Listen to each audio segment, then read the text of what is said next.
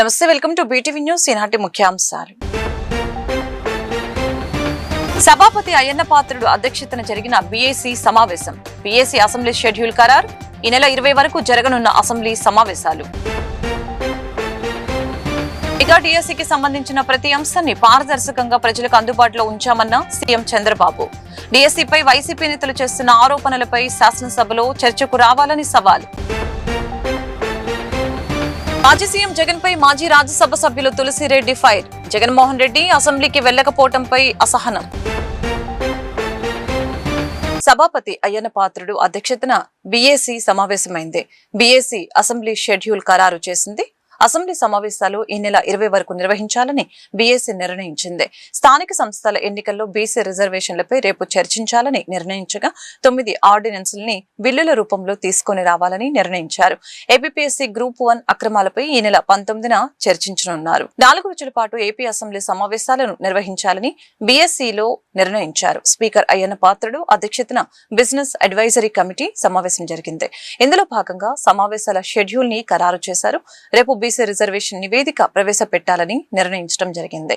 ఈ సమావేశానికి సీఎం చంద్రబాబు, మంత్రులు Payyavula Keshav, Nadendla Manohar, BJP MLA Vishnukumar Raju, chief whip Anjaneyulu హాజరయ్యారు. మెగా డిఎస్సీకి సంబంధించిన ప్రతి అంశాన్ని పారదర్శకంగా ప్రజలకు అందుబాటులో ఉంచామని ముఖ్యమంత్రి చంద్రబాబు అన్నారు. డిఎస్సీపై వైసీపీ నేతలు చేస్తున్న ఆరోపణలపై శాసనసభలో చర్చకు రావాలని సవాల్ విసిరారు. విద్యారంగాన్ని టీడీపీ ఎప్పుడూ నిర్లక్ష్యం చేయదని, ఉమ్మడి రాష్ట్రంలో పాఠశాలలు, కళాశాలలు, ఇంజనీరింగ్, వైద్య కళాశాలల ఏర్పాటుకి చర్యలు తీసుకుంటున్నామని తెలిపారు.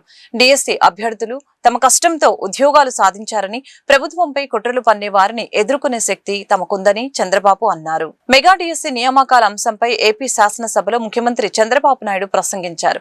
మంచి విద్య, నైపుణ్యాలు అందిస్తే అత్యుత్తమ మానవ వనరులుగా విద్యార్థులు తయారవుతారని విశ్వసిస్తున్నామని అన్నారు. మహిళలకి ఉన్నత విద్యా అవకాశాలు కల్పించేందుకు మహిళా యూనివర్సిటీని ఏర్పాటు చేసింది ఎన్టీఆర్ఎన్ అని గుర్తు చేశారు. మాట్లాడే వ్యక్తులకి మీకైనా విశ్వసనీయత ఉండాలి, మీరు చెప్పే విషయాలకైనా సమాచారం ఉండాలి, వాస్తవం ఉండాలి. ట్రూత్ లేకుండా ఏదో గుడ్డగాల్చి వేరే వాళ్ళపైన వేస్తానో బుర్ర జల్తానో అంటుకుంటుందనే పరిస్థితికి వచ్చారు. నేను ఎన్నికల ముందు చెప్పాను, ఊరూరులో చెప్పాను. నేను ఆ రోజు చెప్పిన మాట మీరు ఆలోచిస్తే అధ్యక్ష, 5 ఏళ్లుగా ఒక టీచర్ని ఇవ్వలేదు. మీరందరూ ప్రిపేర్ అయ్యారు, చాలా నష్టపోయారు. అందుకే ఆనాటి ఎడ్యుకేషన్ మినిస్టర్ దగ్గరకు వచ్చి చెప్పినప్పుడు నా పాదయాత్రలో కూడా ఇవన్నీ చూశాను. నాకు బాధ ఉందంటే ఆ రోజు ఆయన్ని అడిగి ఎంతమంది ఉన్నారో ఎక్సర్సైజ్ చేయమన్నా. మెగా డిఎస్సీ కింద 16,300 ఉద్యోగాలు ఇవ్వాల్సి వస్తుందని, 397 ఇవ్వాల్సి వస్తుందంటే క్యాబినెట్లో పెట్టి ఫస్ట్ సంతకం అధ్యక్ష ఎలక్షన్ మేనిఫెస్టోలో పెట్టాం. నేను, పవన్ కళ్యాణ్ గారు, అదే మరిగా బీజేపీ ముగ్గురం కలిసి ఎలక్షన్ మేనిఫెస్టో కూడా రిలీజ్ చేసి చెప్పిన మాట ప్రకారం మొదటి సంతకం పెట్టింది మెగా డిఎస్సీ పైన పెట్టాను. పెట్టడమే కాదు, నేను టైం చెప్పాను. ఇది విశ్వసనీయతకు సంబంధించిన విషయం, ఇమ్మీడియట్గా చేయమని. మొత్తం ఉద్యోగాల దిశ 16,347. వచ్చిన అప్లికేషన్లు 3,36,300 13 జిల్లాల్లో. ఫస్ట్ టైం చరిత్రలో 148 రోజుల్లో టోటల్ ప్రాసెస్ పూర్తి చేసే పరిస్థితికి వచ్చారు. ఇందులో కూడా మీరు చూసే దిశ, ఈరోజు మనం మొత్తం ఇవన్నీ కూడా మీరు చూసినప్పుడు టెస్టులు కూడా ఆ ప్రాసెస్ అంతా కూడా ఇప్పుడే మినిస్టర్ గారే చూపించారు కాబట్టి నేను ఆ డీటెయిల్స్ పోవడం లేదు. ఎవ్రీ ప్రొసీజర్ ట్రాన్స్పరెంట్గా, ఎక్కడ ఎలాంటి అవకతవకలకు స్కోప్ లేకుండా చాలా చెక్స్ అండ్ బ్యాలెన్సెస్ పెట్టి పర్ఫెక్ట్గా చేశారు అధ్యక్ష. 48 రోజుల్లో మీరు చూస్తే TET notification, DSC notification, district and management wise web based online application, question paper settings, TCS అయన్. మాజీ ముఖ్యమంత్రి వైఎస్ జగన్మోహన్ రెడ్డిపై మాజీ రాజ్యసభ సభ్యులు తులసిరెడ్డి తీవ్రస్థాయిలో విమర్శలు గుప్పించారు. జగన్మోహన్ రెడ్డి అసెంబ్లీ వెళ్లకపోవడంపై అసహనం వ్యక్తం చేశారు. విజయవాడలో జరిగిన మీడియా సమావేశంలో ఆయన మాట్లాడుతూ ప్రజలు తమకిచ్చిన పదవుల్ని గౌరవించాలని, వాటికి న్యాయం చేయాలని అన్నారు. తనకు ఏపీసీసీ అధ్యక్షునిగా 2 సార్లు అవకాశం వచ్చినప్పటికీ ఆర్థిక బలం లేకపోవడంతో వద్దనుకున్నానని, అధిష్టానం అర్థం చేసుకుని తనతో సంప్రదింపులు జరపలేదని, తాను చర్చించలేదని అన్నారు. తన శక్తి మేరకు పార్టీ కోసం పనిచేస్తున్నానని చెప్పుకొచ్చారు. ఈ రోజు నుంచి అసెంబ్లీ సమావేశాలు జరుగుతున్నప్పటికీ వైసీపీ పార్టీ, జగన్మోహన్ రెడ్డి, ఆ పార్టీ ఎమ్మెల్యేలు అసెంబ్లీకి వెళ్లకపోవటం ఏంటని ప్రశ్నించారు. జగన్మోహన్ రెడ్డి పార్టీకి ప్రతిపక్షం ఇస్తేనే అసెంబ్లీకి వస్తామని అనటం విడ్డూరంగా ఉందని తెలిపారు. అసెంబ్లీ సెషన్స్ ప్రారంభమైనాయి. జగన్మోహన్ రెడ్డి, ఆయన పార్టీకి చెందినటువంటి మిగతా 10 మంది ఎమ్మెల్యేలు అసెంబ్లీకి హాజరు కాకపోవడం అనేది ఇది చాలా పెద్ద తప్పిది. ఇది మూర్ఖత్వం, పిరికితనం, బాధ్యతారాహిత్యం. మూర్ఖత్వం, పిరికితనం, బాధ్యతారాహిత్యం. జగన్మోహన్ రెడ్డి ఏమంటున్నాడు? మా పార్టీకి ప్రతిపక్ష పార్టీ హోదా ఇస్తేనే, నాకు ప్రతిపక్ష పార్టీ నాయకుని హోదా ఇస్తేనే నేను కానీ మా పార్టీ ఎమ్మెల్యేస్ కానీ అటెండ్ అవుతామని చెప్తున్నారు. ఆయనకు అన్నీ తెలుసు, అసెంబ్లీ కన్వెన్షన్స్ తెలుసు. ఒక పార్టీకి అసెంబ్లీలో ప్రతిపక్ష పార్టీ హోదా ఇవ్వాలి అంటే, ఆ పార్టీ నాయకునికి ప్రతిపక్ష పార్టీ నాయకుని హోదా ఇవ్వాలి అంటే మొత్తం అసెంబ్లీ ఎమ్మెల్యేల సంఖ్యలో 10% ఆ పార్టీకి ఎమ్మెల్యేలు ఉండాలి. ఇది కన్వెన్షన్. రాజ్యాంగంలో లేకపోవచ్చు కానీ ఒక కన్వెన్షన్. ఆ విధంగా మొత్తం అసెంబ్లీ సభ్యుల సంఖ్య 175. అందులో 10% అంటే 17.5, అంటే 18 మంది ఉండాలి. వైకాపా పార్టీకి ఉండేది 11 మంది, కావాల్సిందేమో 18 మంది, షార్టేజీ 7. అందువలన ఆ పార్టీకి స్పీకర్ వచ్చేసి ప్రతిపక్ష పార్టీ హోదా ఇవ్వలేదు, జగన్మోహన్ రెడ్డికి ప్రతిపక్ష పార్టీ నాయకుని హోదా ఇవ్వలేదు. పోనీ ఈయన కోసం ఏమైనా కొత్తగా పెట్టారంటే ఇది కాదు. గతంలో ట్రాక్ రికార్డు చూస్తే ఉమ్మడి ఆంధ్రప్రదేశ్లో 1994లో, అప్పుడు ఉమ్మడి ఆంధ్రప్రదేశ్లో మొత్తం శాసనసభ్యుల సంఖ్య 294. అందులో 10% అంటే 29 మంది. కానీ ఆనాడు కాంగ్రెస్ పార్టీకి 26 మంది గెలిచారు. 3 షార్టేజ్ ఉంది. అందువలన కాంగ్రెస్ పార్టీకి ప్రతిపక్ష పార్టీ హోదా ఇవ్వలేదు. అప్పుడు కాంగ్రెస్ ఫ్లోర్ లీడర్ అయినటువంటి పి జనార్దన్ రెడ్డికి ప్రతిపక్ష పార్టీ నాయకుని హోదా ఇవ్వలేదు. ఆయన ఓన్లీ కాంగ్రెస్ లెజిస్లేచర్ పార్టీ నాయకుడిగానే పి జనార్దన్ రెడ్డి బ్రహ్మాండంగా సక్సెస్ అయ్యాడు. ఈ ఆల్మట్టి ఇష్యూ కానీ మిగతా అనేక ఇష్యూస్ మీద బ్రహ్మాండంగా సక్సెస్ అయ్యాడు. అది స్ఫూర్తి కావాలి.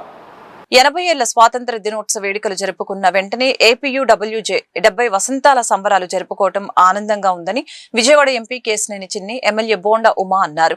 జర్నలిజానికి విజయవాడలో ప్రత్యేక అనుబంధం ఉందని, ఆంధ్రపత్రిక ద్వారా విజయవాడ గడ్డపై జర్నలిజం బలమైన పునాదులు వేసుకుందని పేర్కొన్నారు. జర్నలిస్టుల సమస్యల్ని కేంద్ర, రాష్ట్ర ప్రభుత్వాల దృష్టికి తీసుకువెళ్లి పరిష్కారానికి తమ వంతు కృషి చేస్తామని హామీ ఇచ్చారు. Andhra Pradesh union of working journalist 70వ ఆవిర్భావ దినోత్సవ వేడుకలు విజయవాడ ప్రెస్ క్లబ్ లో ఘనంగా నిర్వహించారు. ఈ సందర్భంగా ప్రెస్ క్లబ్ వద్ద ఏపీయూడబ్ల్యూజే పతాకాన్ని ఆవిష్కరించారు. ఈ ఆవిర్భావ దినోత్సవ సభకు ముఖ్య అతిథులుగా విజయవాడ పార్లమెంటు సభ్యులు కేశినేని శివనాథ్ చిన్ని, ప్రభుత్వ విప్, సెంట్రల్ నియోజకవర్గ శాసనసభ్యులు బోండా ఉమామేశ్వరరావు హాజరయ్యారు. ఈ సందర్భంగా ఏపీయూడబ్ల్యూజే 70 వసంతాల నూతన లోగో సావనీర్ ని ఎంపీ కేశినేని శివనాథ్ చిన్ని, MLA bonda Uma, Indian union journalist ప్రతినిధులు సిన్హా, సుబ్బారావు ఆవిష్కరించారు. జర్నలిస్టులు, వారి కుటుంబ సభ్యులకు మెరుగైన వైద్య సేవలు, రైలు ప్రయాణాల్లో సబ్సిడీ, ఇళ్ల సమస్యల పరిష్కారం, జర్నలిస్టుల పదవీ విరమణ వయస్సుని 58 నుండి 65 సంవత్సరాలకి పెంపు, 10 లక్షల ప్రమాద బీమా వంటి అంశాలపై ఎంపీ కేశినేని శివనాథ్ చిన్ని, ఎమ్మెల్యే బోండా ఉమాకు వినతి పత్రాలు అందజేశారు.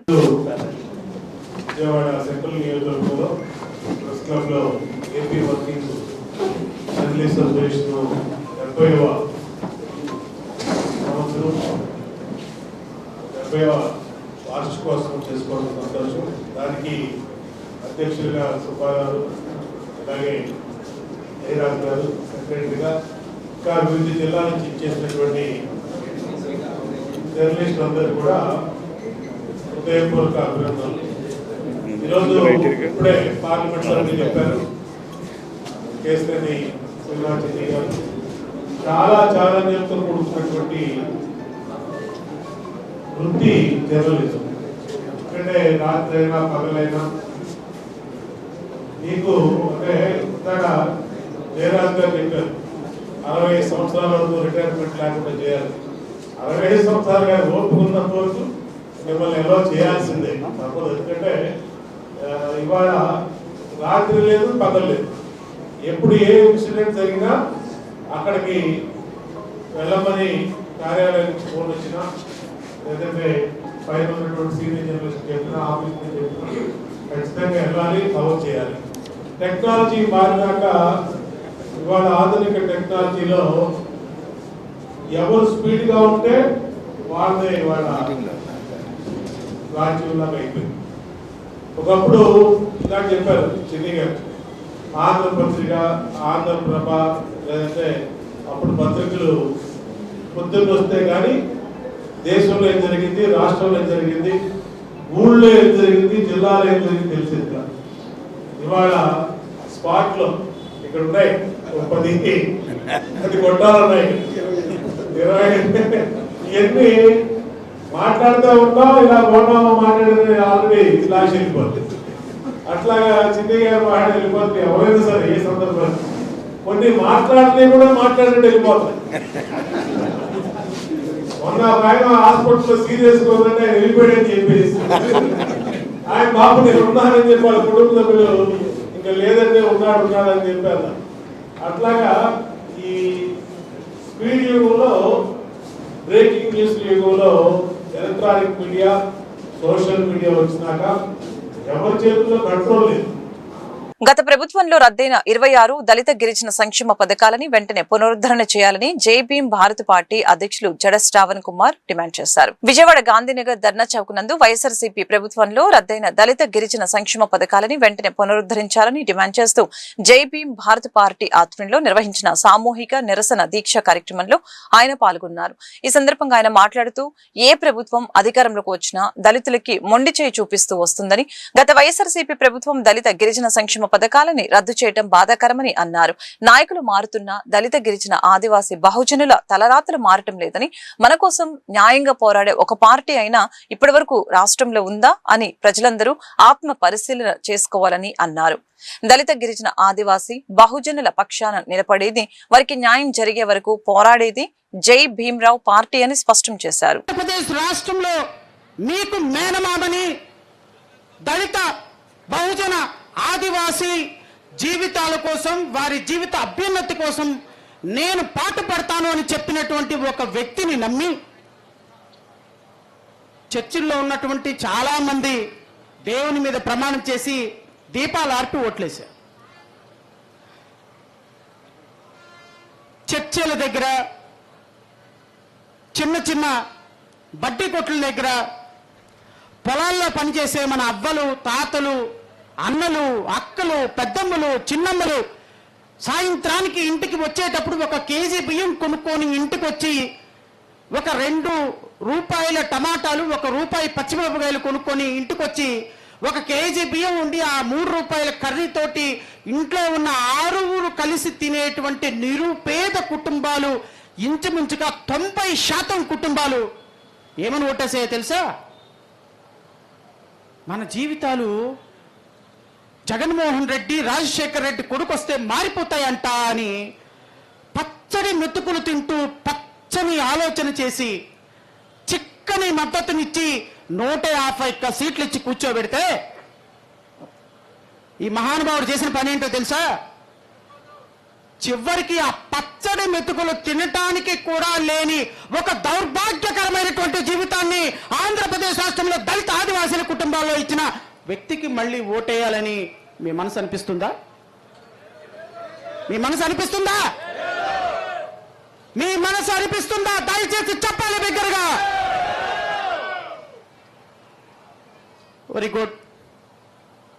2024 వచ్చింది. 2024 రాగానే అరే జగన్మోహన్ రెడ్డి ప్రభుత్వంలో దళితులకి 26 సంక్షేమ పథకాలు తీసేశారు, అన్యాయం జరిగిపోయింది, అక్రమం జరిగిపోయింది, చీచి ఈ దళిత వ్యతిరేక ప్రభుత్వాన్ని మనందరం కూడా చీదరించుకోవాలి, కంటగించుకోవాలి అని చాలా అద్భుతమైనటువంటి పోరాటం చేశాం.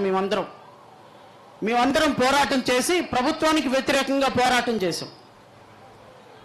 ప్రభుత్వానికి వ్యతిరేకంగా పోరాటం చేసిన ఫలితంగా ఈరోజు 164 సీట్లతోటి కూటమి ప్రభుత్వం వెళ్ళిపోయి గద్దెలెక్కి కూర్చుంది. ఈ కూటమి ప్రభుత్వంలో ఉన్న గద్దెలెక్కి కూర్చున్నటువంటి వ్యక్తులు ఈరోజు మంత్రులుగా ఉన్న వాళ్ళు ఏ రోజు జగన్ ప్రభుత్వం మీద పోరాటం చేసిన వ్యక్తులు కాదు. ఏ రోజు రోడ్డు మీదకు వచ్చి ఒక 40 డిగ్రీల AP medical and sales representatives కి కనీస వేతనాలు చెల్లించాలని అసోసియేషన్ ప్రతినిధులు సిఐటియు నాయకులు డిమాండ్ చేశారు. తనపై పని ఒత్తిడి పెరగడం వల్ల అనేక మంది రిప్రజెంటేటివ్లు ఆత్మహత్యలకి పాల్పడుతున్నారని వారు ఆందోళన వ్యక్తం చేశారు. మెడికల్ రిప్స్ విధులు కాకుండా అదనపు బాధ్యతలను అప్పగిస్తూ వేధిస్తున్నారని తెలిపారు. AP medical and sales representatives union ఆధ్వర్యంలో సమస్యల పరిష్కారం కోసం ధర్నా నిర్వహించారు.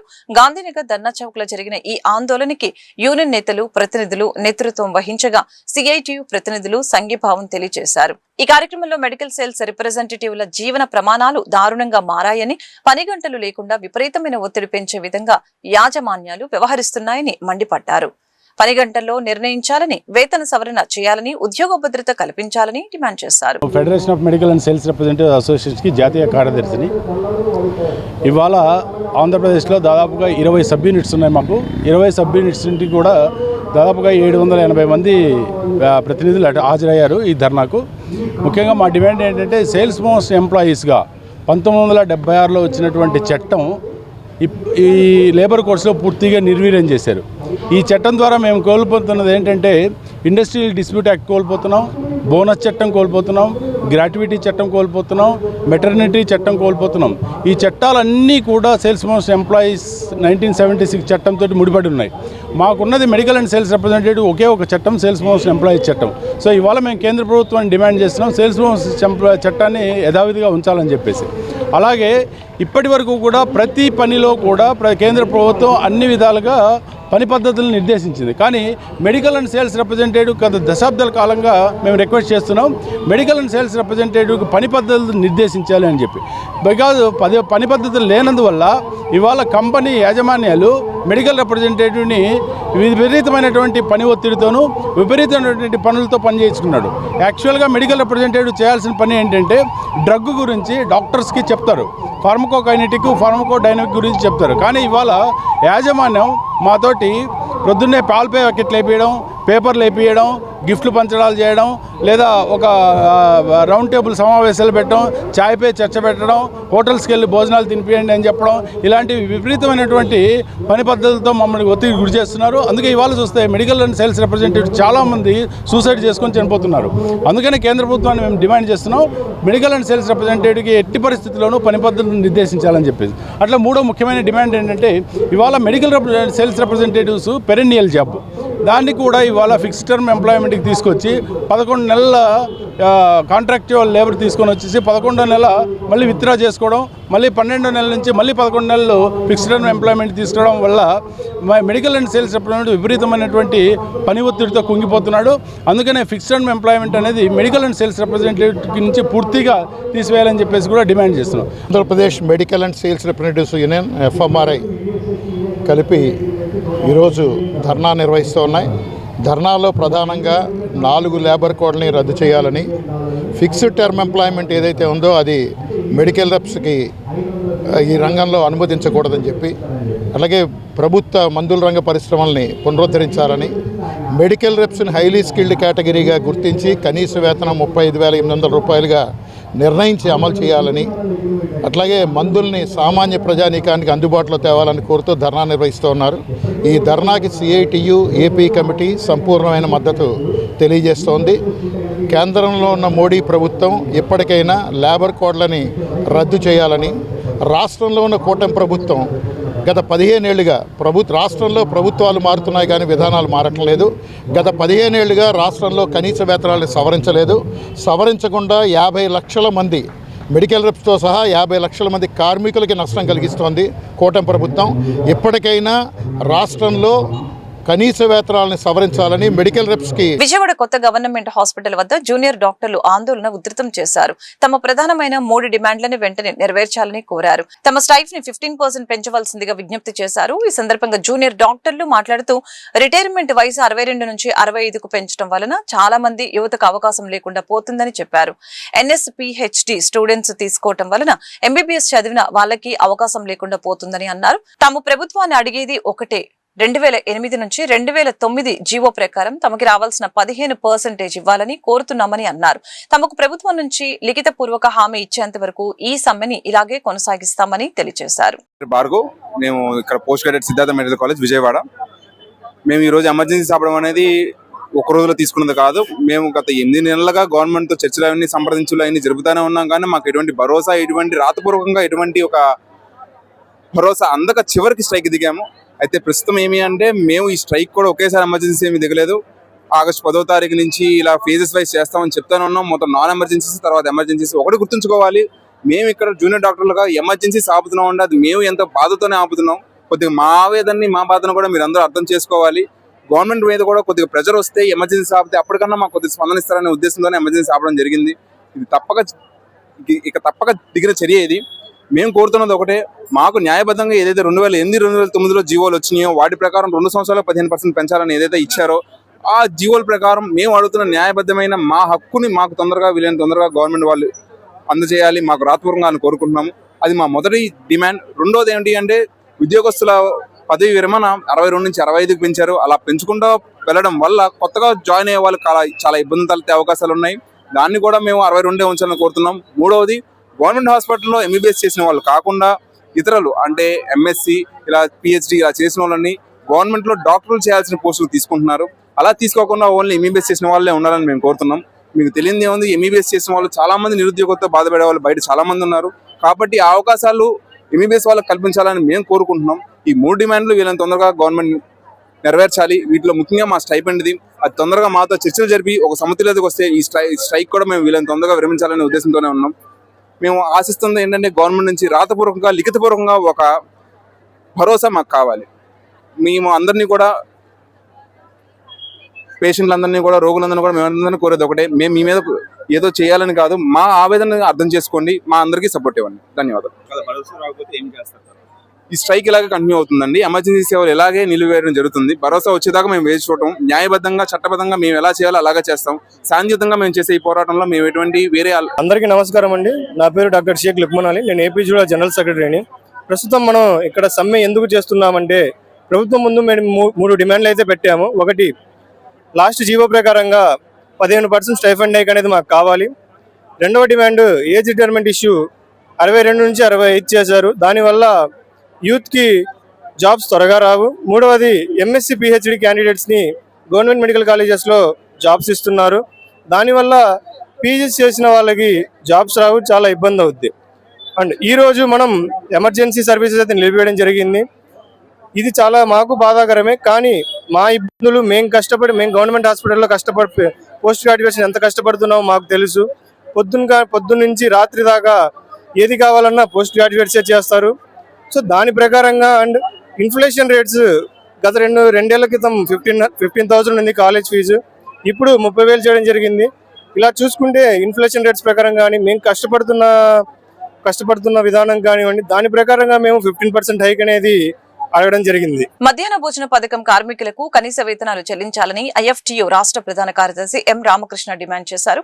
కేంద్ర ప్రభుత్వ ఆదేశాల ప్రకారం వారికి 700 రూపాయల జీతాలు చెల్లించాల్సి ఉండగా కేవలం 100 నుంచి 200 మాత్రమే చెల్లిస్తున్నారని తెలిపారు. IFTU ఆధ్వర్యంలో మధ్యాహ్న భోజన కార్మికులకు పెండింగ్ లో ఉన్న జీతాలు చెల్లించాలని, ప్రస్తుతం చెల్లిస్తున్న జీతాలు పెంచాలని కోరుతూ కలెక్టర్ కార్యాలయంలో వినతి పత్రం అందజేశారు. రోజుకి 100 నుంచి 200 రూపాయల వేతనంతో 8 గంటలు పనిచేయాల్సి వస్తుందని ఆవేదన వ్యక్తం చేశారు. ఆ జీతాలను 6 నెలలు పెండింగ్ లో పెట్టడం వల్ల ఆయన తీవ్ర ఆగ్రహం వ్యక్తం చేశారు.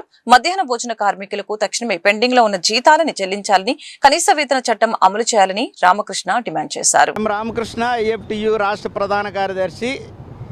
ఈరోజు రాష్ట్రంలో కూటమి ప్రభుత్వం అధికారంలోకి రాకముందు మధ్యాహ్నం భోజనం పథకం కార్మికులకి, ఆయా వర్కర్లకి, వాచ్మ్యాన్లకి జీతాలు పెంచుతామని చెప్పేసి ప్రకటించింది. ఆ ప్రకటించిన దానికి కేంద్ర ప్రభుత్వం రోజుకి 750 రూపాయలు ఇవ్వాలనేటువంటి నిర్ణయాన్ని కూడా అమలు చేయకుండా కేవలం 100 రూపాయలు మాత్రమే మధ్యాహ్న భోజన పథకం కూలీలకి కార్మికులకి ఇస్తున్నారు. మరొక వైపు ఆయా వర్కర్లకి కేవలం 200 రూపాయలు రోజుకి, అంటే పొద్దుట 8 గంటలకు వెళ్తే సాయంకాలం 4 గంటల వరకు స్కూల్లో అన్ని పనులు చేస్తున్నటువంటి కార్మికులకి ఇస్తున్న వేతనం ఎంతంటే 200 రూపాయలు. కలెక్టర్ గారిని కలిస్తే కలెక్టర్ గారు ఏమన్నారంటే చాలా దురదృష్టకరం, 200 రూపాయలకు పనిచేయడం అనంటే ఇంత పెద్ద పని, బాత్రూమ్స్ కానీ ఇవన్నీ కూడా 300 మంది పిల్లలకి ఒక ఆయా వర్కరు పనిచేయటం చాలా దురదృష్టకరం. అట్లాగే వాళ్ళకి ఇస్తున్నటువంటి జీతాలు కూడా 6 నెలల నుంచి పెండింగ్లో ఉన్నాయి. ఇచ్చేది 200 రూపాయలు, అది మళ్ళీ బడ్జెట్ రిలీజ్ అయినప్పటికీ కూడా ఇంకా ఇవ్వకపోవడం చాలా దురదృష్టకరం. అందుకనే ఐఎఫ్టీయుగా మేము ఒకటే డిమాండ్ చేస్తున్నాం, మీరు ఇస్తున్నటువంటి జీతాలన్నీ ఇవ్వండి, కనీస వేతన చట్టాన్ని అమలు చేయండి, కనీసం 15,000 రూపాయలు ఇవ్వాలని చెప్పేసి అని ఈరోజు మేము డిమాండ్ చేస్తున్నాం. మీ లెక్క ప్రకారమే, ప్రభుత్వం చేసిన నిర్ణయం ప్రకారమే మాకు జీతాలు ఇవ్వండి అని చెప్పేసి అని అడుగుతున్నాం. లేని పక్షంలో పెద్ద ఎత్తున ఆందోళన చేస్తామని చెప్పి. నా పేరు గుత్తా ఝాన్సీ రాణి, నేను టీఐఫీటీ తరఫున కార్యదర్శిగా పనిచేస్తున్నాను. మిడ్ డే మీల్స్ ఏజెన్సీగా పనిచేస్తున్నాను. మాకు 2003లో మిడ్ డే మీల్స్ వచ్చింది. 2003 నుంచి 2008 వరకు మేము ఉచిత సేవ చేసాం గవర్నమెంట్కి. అప్పుడు 1000 రూపాయలు ఇచ్చారు. ఆ తర్వాత మళ్ళీ ప్రభుత్వం వారు నిర్ణయించి 3,000 ఇచ్చారు. 3,000 జీతాలతో మేము ఎలా చేయగలుగుతాము? పిల్లలకి ఛార్జీలు పెంచట్లేదు, గ్యాస్ బండలు లేవు, కందిపప్పు లేదు, నూనె లేదు, అన్ని అత్యవసర ఖర్చులు ఎక్కువైపోయినాయి.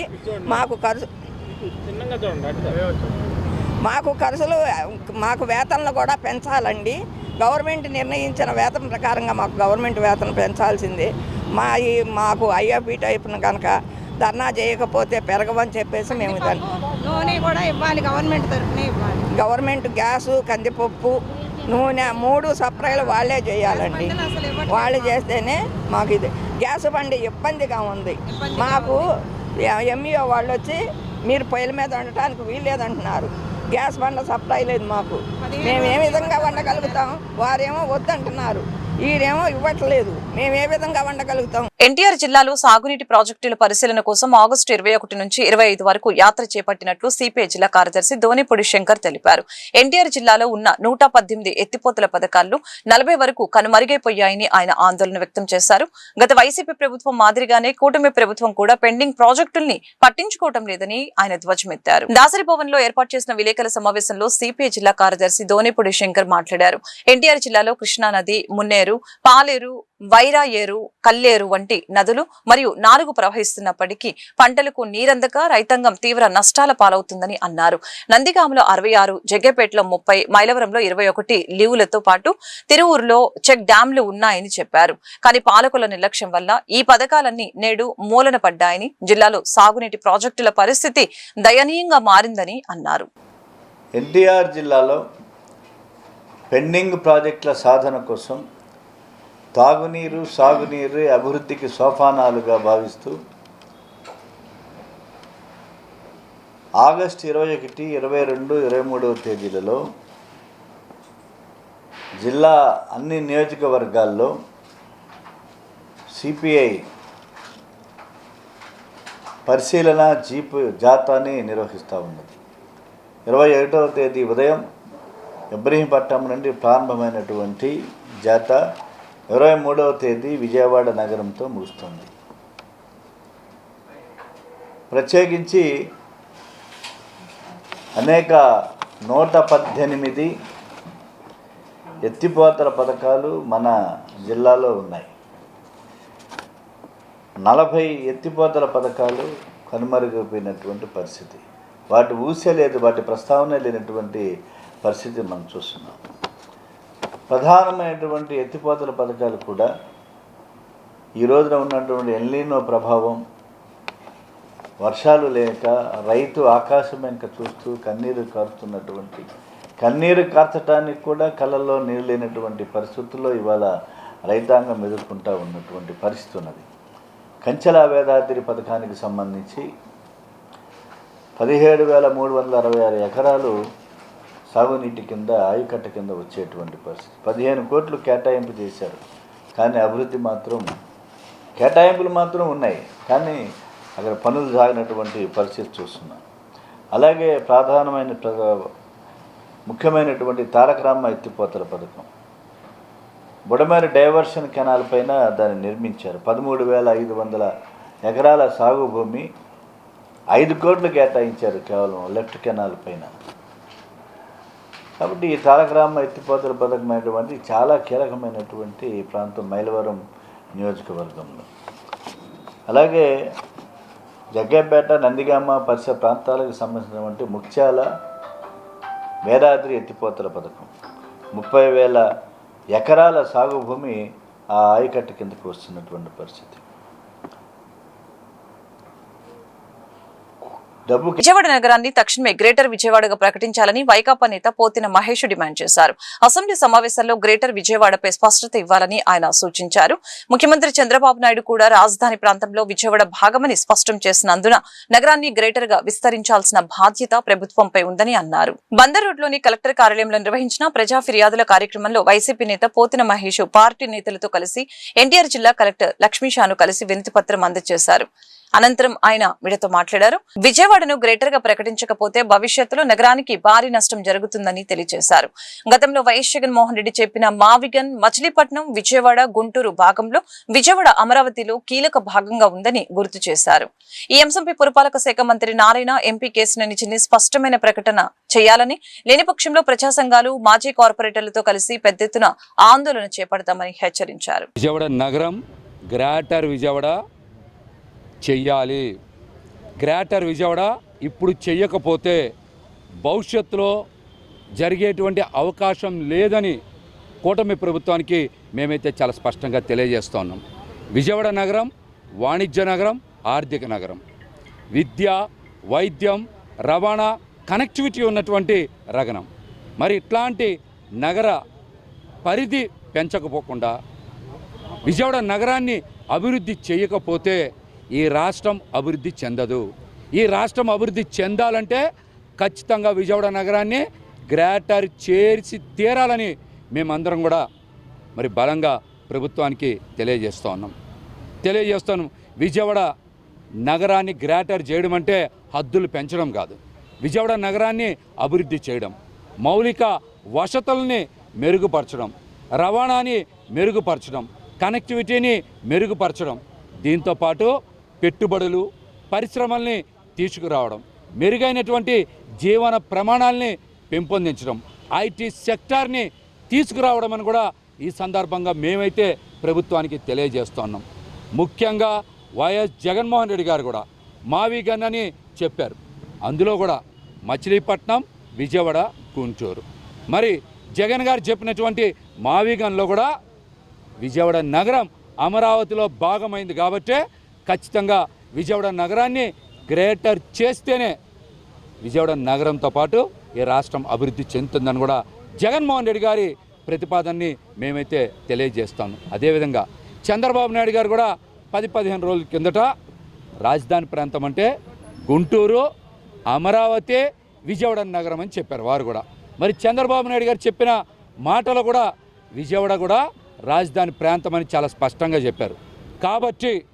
కాబట్టి విజయవాడ నగరాన్ని గ్రేటర్ చేస్తేనే రాజధాని ప్రాంతంలో అభివృద్ధి చెందుతుందని కూడా మేము తెలియజేస్తున్నాం. ఒక పక్కన చంద్రబాబు నాయుడు గారు చెప్పారు, మరొక పక్కన జగన్మోహన్ రెడ్డి గారు కూడా రాజధానిలో విజయవాడ నగరం భాగమని చెప్పారు. కాబట్టి ఖచ్చితంగా విజయవాడ నగరాన్ని గ్రేటర్ చేసి తీరాలి. ఈ అంశం మీద మంత్రి నారాయణ గారు బయటకు వచ్చి విజయవాడ నగరాన్ని గ్రేటర్ చేస్తున్నామని ఖచ్చితంగా ప్రకటన చేయాలి. వారితో పాటుగా మరి ఎంపీ కేశినేని చిన్ని గారు కూడా నా మనసులో విజయవాడ నగరాన్ని గ్రేటర్గా చేయమని చెప్పనేసి కలెక్టర్ గారికి పోతిన మహేష్ గారు ఆధ్వర్యంలో నేను, సైకిల్ సాయి గారు, అలాగే మాలమహానాడు శ్యామ్ గారు, మా సోదరిమణి ఆవిడ అందరూ కలిసి వారికి రిప్రజెంటేషన్ ఇవ్వడం జరిగింది. ఈ ఇష్యూని 95 నుంచి 95 కౌన్సిల్ తీర్మానం, 2000 తీర్మానం, 2005 తీర్మానం, 2015 వరకు ఈ తీర్మానాలు జరుగుతూనే ఉన్నాయి. ఇది గ్రేటర్ చేయకుండా విజయవాడ నగరాన్ని ఏంటంటే ఇప్పుడున్నటువంటి కూటమి ప్రభుత్వం దీన్ని భవిష్యత్తులో అమరావతి మీద కాన్సన్ట్రేషన్ చేశారు. ఆ కాన్సన్ట్రేషన్లో కొంచెం 10 పైసలు 20 పైసలు దీన్ని చేసి గ్రేటర్ చేస్తే చుట్టుపక్కల గ్రామాలు కూడా జనాభా అవసరాల కోసం కూడా ఏంటంటే బాగుంటుందని చెప్పి మా అభిప్రాయం. కాదు కూడదు చంద్రబాబు గారు గ్రేటర్ చేను నేను మామూలుగానే కార్పొరేషన్ పరిధిలో నేను ఎలక్షన్ పెడతాను అనుకున్నట్టయితే భవిష్యత్తులో విజయవాడ నగరం పురావస్తు శాఖ అప్పచెప్పి ఇక్కడ ఏంటంటే ఒక మ్యూజియం ఉండేది, ఇక్కడ కలెక్టర్ ఆఫీస్ ఉండేది అని చెప్పుకునేటువంటి పరిస్థితికి దారితీస్తుందని చెప్పి మా అభిప్రాయం. కనుక ఏంటంటే వెంటనే ప్రభుత్వం దీని మీద దృష్టి పెట్టి గ్రేటర్ విజయవాడగా మార్చాలని చెప్పి అప్పుడే ఎలక్షన్. సెప్టెంబర్ 27న శతాధిక వృద్ధుల సన్మానోత్సవం నిర్వహించనున్నట్లు వయోవృద్ధ చారిటబుల్ ట్రస్ట్ చైర్మన్ డాక్టర్ చల్లా హరికుమార్, ట్రస్టీ తట్టి అరుణ్ రావు తెలిపారు. శత వసంతాలు 100 సంవత్సరాలు పూర్తి చేసుకున్న పెద్దవారిని కనీసం 10 మందిని ఒక వేదిక పైన దర్శించి వారికి పాదాభివందనం చేసుకుంటే సాక్షాత్తు భగవంతుని పాదాలకు నమస్కరించినట్లేనని చెప్పారు. వయోవృద్ధ చారిటబుల్ ట్రస్ట్ ఆధ్వర్యంలో సెప్టెంబర్ 27న శతాధిక వృద్ధుల సన్మాన ఉత్సవం జరగనుంది. ఈ కార్యక్రమానికి సంబంధించిన వివరాలని ట్రస్ట్ చైర్మన్ డాక్టర్ చల్లా హరికుమార్, ట్రస్టీ అర్జున్ రావు మీడియాకు వెల్లడించారు. గడిచిన దశాబ్దన్నర కాలంగా అంతర్జాతీయ వయోవృద్ధ దినోత్సవం నాడు వయోవృద్ధ చారిటబుల్ ట్రస్ట్ నిర్వహణలో 100 వసంతాలు పూర్తి చేసుకున్న శతాధిక వృద్ధుల కార్యక్రమాన్ని చేపడుతూ పుణ్యమూర్తులైన దీర్ఘాయుష్యవంతుల్ని ఎందరినో ఘనంగా సత్కరించామని తెలియజేశారు. శతాధిక వృద్ధుల పాదాలకు కుటుంబ సమేతంగా నమస్కరించుకుంటే ఆయుష్, ఆరోగ్యం కలుగుతాయని చెప్పారు. డాక్టర్ చల్లా హరికుమార్ అండి, ఈ వయోవృద్ధ చారిటబుల్ ట్రస్ట్ చైర్మన్ని. మా వయోవృద్ధ చారిటబుల్ ట్రస్ట్ 207లో ప్రారంభించడం జరిగిందండి. అప్పటి నుంచి ఇప్పటికి సుమారు 19 సంవత్సరాలు దాటింది. ఇదేంటంటే అనాథులు దిక్కులేని 70 మంది, అనాథులు దిక్కులేని 150 మంది ప్రతి నెల మేము 5 కిలోల బియ్యం, కిలో కందిపప్పు, 1/4 కిలో చింతపండు, 1/2 కిలో నూనె, మెడిసిన్స్ ఇప్పటికీ 231 నెలలు ఇచ్చామండి. 231 నెలలుగా చేస్తున్నాం. మాకు నెలకి 75,000 ఖర్చు అవుతుంది. ఆ విధంగా చేసుకుంటూ వస్తాం. వాళ్ళ గురించి తర్వాత మనం ఇప్పుడు ముఖ్యంగా నేను చెప్పేది ఏంటంటే, ఈ వయోవృద్ధ చారిటబుల్ ట్రస్ట్ వాళ్ళు మేము అప్పటి నుంచి కూడా 100 సంవత్సరాలు దాటిన వాళ్ళకి సన్మానం చేయాలి. ఎందుకంటే వాళ్ళు ఎక్కడో మనసులో ఉంటారు, ఎక్కడో ఉంటారు, వాళ్ళకి ఏం తెలియదు, వాళ్ళు ఎవరు పట్టించిన వాళ్ళు చేసేవాళ్ళు. ఒకసారి పిలిపించి అందరిలో కూర్చోబెట్టి వాళ్ళకి ఘన సన్మానం చేస్తే వాళ్ళు మీరు చేసిన వాళ్ళు మాకు చెప్పింది, మా జన్మ ఇంతకాలం బతికినా మా జన్మ ధన్యమైందని చెప్పడం జరిగింది. ఎక్కడో ఉంటున్నాం, ఏదో చేస్తున్నాం, కానీ మా వాళ్ళు పిలిచి మీరు ఇంతమంది చేయడం, ఇంతమంది సన్మానం చేయడం, నిజంగా మేము బతికేందుకు మాకు చాలాసారి ఈ జన్మకి అనే తృప్తి వాళ్ళు మీకు కల్పించింది. ఇందులో ఇంకో ఉన్న ఉద్దేశం ఏంటంటే, 100 సంవత్సరాలు దాటిన వాళ్ళు కనీసం 10 మందిని ఒకటి చోట చూసి వాళ్ళకి పాదాభివందనం చేసుకుంటే సాక్షాత్ భగవంతుడికే నమస్కరించిన ఫలితం అని మా పెద్దలు చెప్పారు. అది ఎక్కడా జరగదు. అంతమంది ఒకసారి మనం చూడలేము. ఇంకోసారి ఇక విజయవాడలో కూడా మేము ఇప్పుడు ఇది 12వసారి చేస్తున్నామండి ఈ సంఘం. ఇప్పటిదాకా కనీసం 17 మందిని ఒకే స్టేజ్ మీద కనీసం 17 మంది 100 సంవత్సరాల వృద్ధులు తీసుకొచ్చి ఇప్పటిదాకా సన్మానం చేయడం జరిగింది. మళ్ళీ ఈ సంవత్సరం కూడా చేయాలని మా కమిటీ వాళ్ళు నిర్ణయించారు. ఇందులో ఏంటంటే మీరు రండి, మేము సన్మానం చేయించి జనరల్ డే సన్మానం అంటే వాళ్ళు వస్తారు, సన్మానం చేసి పంపిస్తారు, మన ఫోటోలు వేస్తున్నాం. ఆ పద్ధతి కాదు ఇక్కడ. ఆ పద్ధతి కాకుండా మీరు వాళ్ళు ఎక్కడున్నారో మేము ముందు తెలుసుకొని, ఈ 3 జిల్లాలండి, కృష్ణా, గుంటూరు, వెస్ట్ గోదావరి జిల్లాల్లో ఉన్న వాళ్ళందరి మేము మీ ద్వారా సమాచారం వాళ్ళు వెళ్తుంది. వాళ్ళు మాకు పేరు అర్జున్ రావు, వయోవృద్ధ చారిటబుల్ ట్రస్ట్ యొక్క మేనేజింగ్ ట్రస్టీని. ఈ వయోవృద్ధ చారిటబుల్ ట్రస్టు ప్రారంభించిన దగ్గర నుంచి ఇప్పటి వరకు ప్రతి నెల 150 మంది వృద్ధులకి నిత్యావసరాలు ఇస్తున్నారనే విషయం ఇప్పుడే మా చైర్మన్ తెలియజేశారు.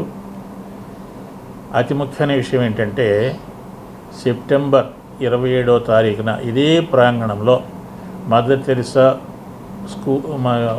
నర్సింగ్ కళాశాలలో సోమబజార్ ఎదురుగా అల్లూరు సీతారామరాజు వంతెన ప్రక్కన దుర్గాపురం రోకడపాలెం నందు ఈ కార్యక్రమం నిర్వహించబడుతుంది. ఉదయం నుండి ఈ కార్యక్రమం సాయంత్రం నిర్వహించబడుతుంది. ఈ కార్యక్రమంలో సాధ్యమైనంత వరకు వెంకయ్య నాయుడు గారిని కూడా మన ఉపరాష్ట్రపతి అత్యున్నత పదవిని అధికరించినట్టు వారు 13వ ఉపరాష్ట్రపతి వారిని కూడా నిన్ననే నిర్ణయించుకున్నాము పిలవడానికి. వారు కూడా వస్తారని నమ్ముతున్నాము. వారే కాకుండా లోకల్ ఎమ్మెల్యే బోండ ఉమేశ్వరరావు గారు, మరి మంత్రివర్యులు, లోకల్ మంత్రులు, మరి ఈ సేవా తత్పరమైనటువంటి పెద్దలందరూ ఇచ్చేనున్నారు. ఇదివరకు చెప్పాలన్నట్లయితే